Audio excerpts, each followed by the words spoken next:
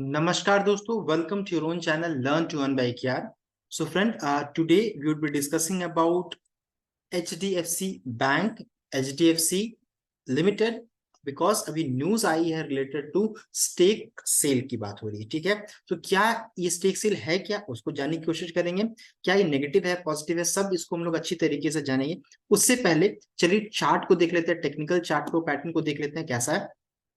So friends, ये है आपका एचडीएफसी का चार्ट, एचडीएफसी लिमिटेड का चार्ट। इसमें देख सकते हैं ये जो हर्डल है ना, इसके लिए रेसिस्टेंस का काम करेगा अभी 2850 रुपए का, 2850 इसके लिए बहुत बड़ा रेसिस्टेंस है। इसको ये क्रॉस नहीं कर पा रही है, तो देख सकते हैं यहाँ पर ये क्रॉस नहीं कर पा रही है। इससे पहले भी इसको रेसिस्टेंस इस जगह पे मिला था, देन अगेन ये रेसिस्टेंस मिला, इसको ब्रेक किया, यहाँ पर ऊपर में सस्टेन नहीं कर पाई, और देखिए फिर से इसमें गिरावट आई। अभी फिर से इस जगह पे एक टच किया था, ये था डेट 17 अप्रैल को, इसने लगभग सेम प्राइस तो 2836 2840 करोड़ में गया था। 2850 जो है इसके लिए बहुत बड़ा रेजिस्टेंस है। वहां से फिर इसने फिर देखिए मूवमेंट इसका डाउन ट्रेंड में आ चुका है। ये वीकली चार्ट है, और अभी देख सकते हैं यहाँ पर तो क्रॉसओवर बुलिश था, बुलिश क्रॉसओवर था, लेकिन अभी क्या हो रहा है कि क्रॉसओवर जो रहता है ना, इस जगह पे देख सकते हैं ये अभी क्रॉसओवर यहाँ पर ले सकता है, लेकिन अभी ऐसा कुछ भी पॉसिबिलिटीज नहीं है, तुरंत में होने का पॉसिबिलिटीज नहीं, क्योंकि ये वीकली चार्ट है। ठीक है, वीकली चार्ट है,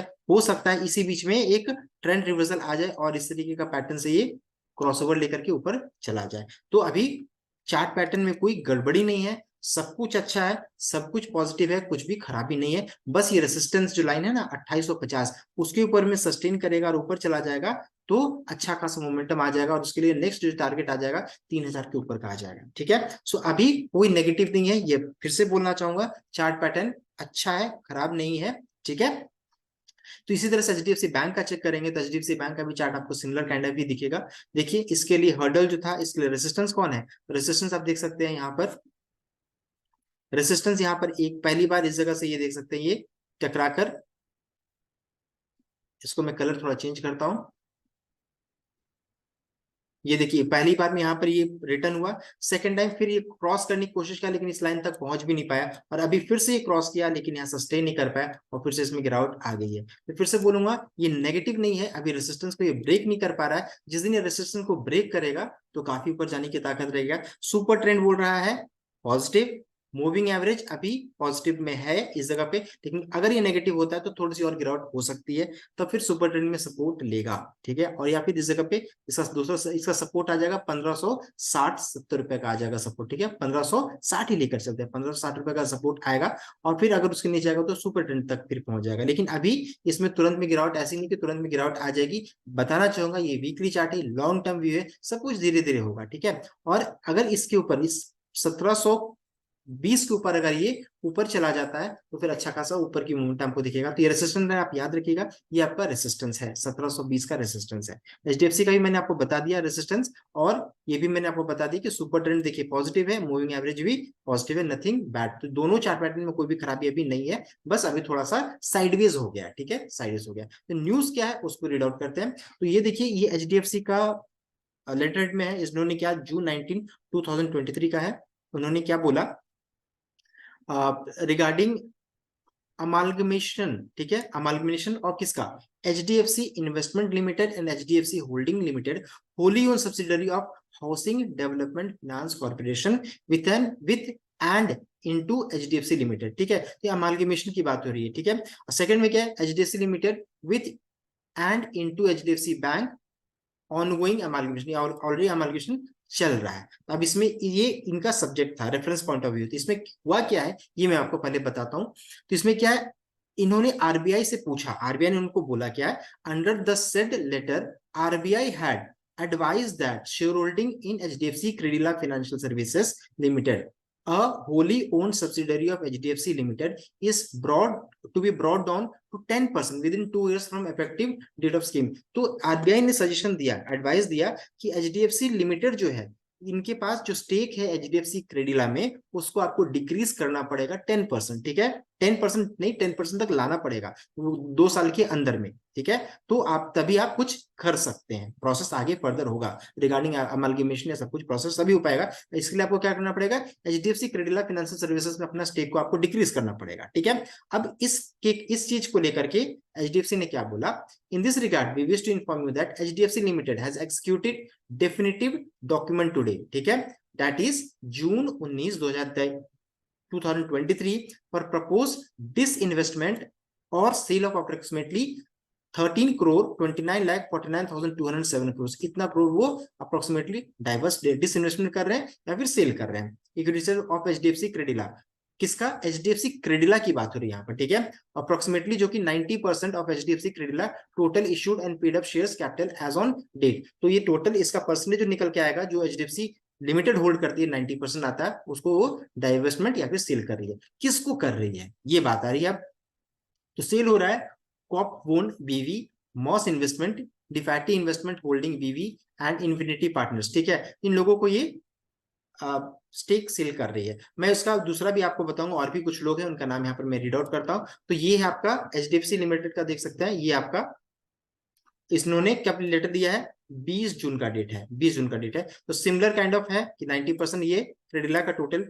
अब ये भी मैंने आपको बता दी इक्विटी शेयर्स किसको बेच रही है, किसको क्या कर रही है। तो देखिए इसमें क्या है, BPEA, equity and Chrys Capital to acquire 90% stake, ये दो लोग acquire 90% stake in HDFC Credila in India's largest ever private equity buyout transaction in the financial sector अभी तक का, समझ सकते हैं, ठीक है।